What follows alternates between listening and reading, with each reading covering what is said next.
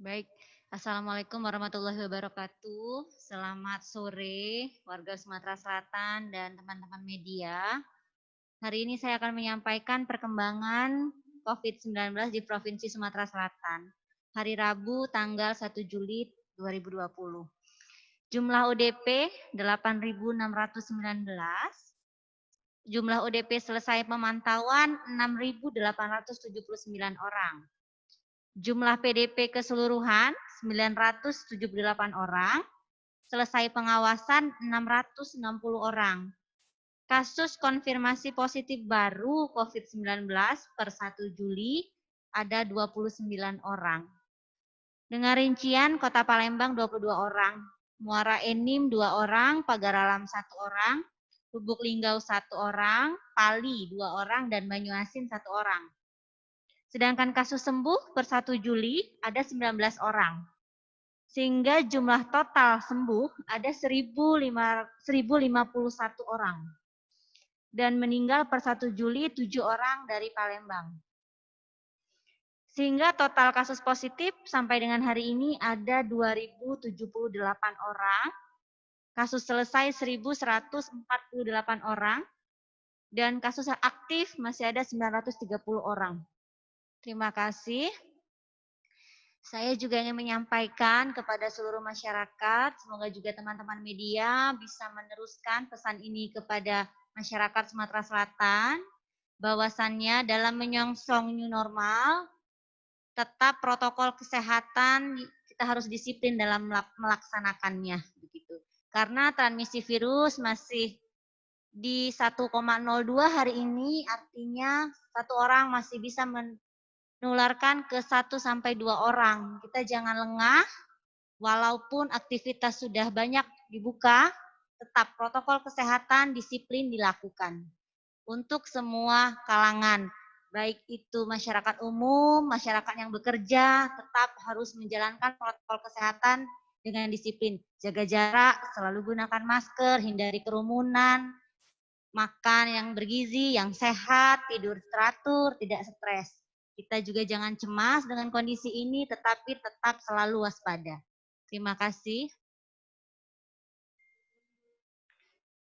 Ada pertanyaan?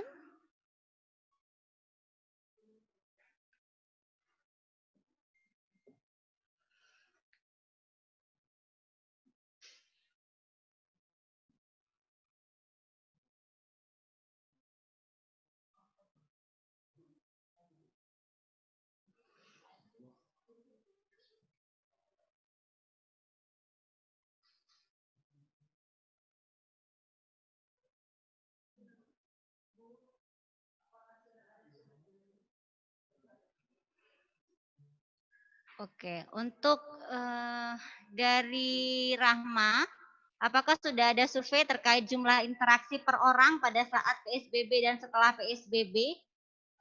Pada saat PSBB kemarin kita sudah lakukan survei ke 2071 responden di Sumatera Selatan, memang terjadi penurunan kontak rate gitu ya. 1 orang akan bertemu 6 orang rata-rata per hari dengan orang selain anggota keluarga di rumah.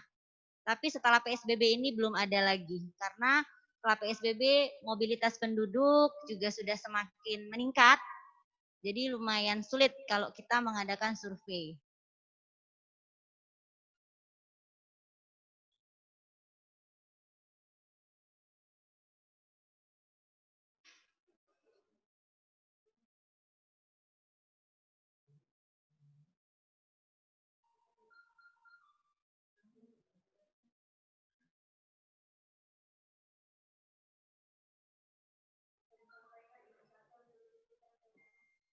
Baik, indikator mengenai penentuan zona, 4 zona merah resiko tinggi, orange resiko sedang, kuning resiko rendah, dan hijau yang tidak terdampak.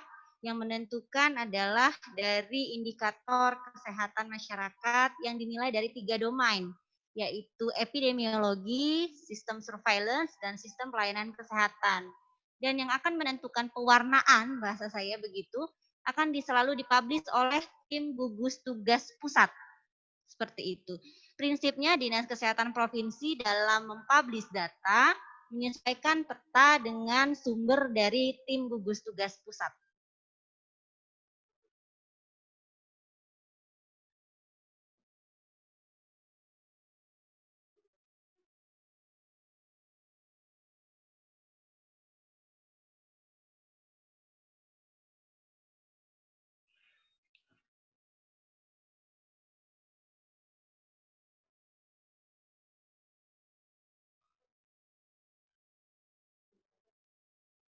Tidak ada lagi?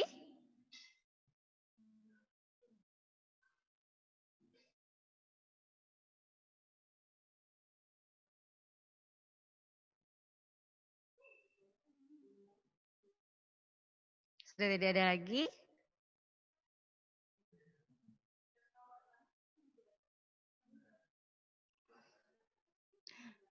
Oh. Bu, usulan PSBB lagi apakah sudah disampaikan? Untuk usulan PSBB lagi karena memang data kita ini bersifat dinamis gitu ya, tergantung dengan pergerakan data dari 15 indikator dari 3 domain tadi, maka perlu kita kaji kembali, kita analisis kembali. Mungkin secepatnya kita akan berikan rekomendasi apa saja yang harus dilakukan terkait dengan PSBB lagi atau tidak. Kita sifatnya menunggu kebijakan pusat juga dan kebijakan kepala daerah setempat. Kita sifatnya hanya memberikan rekomendasi. Baik, terima kasih. Selamat sore. Wassalamualaikum warahmatullahi wabarakatuh.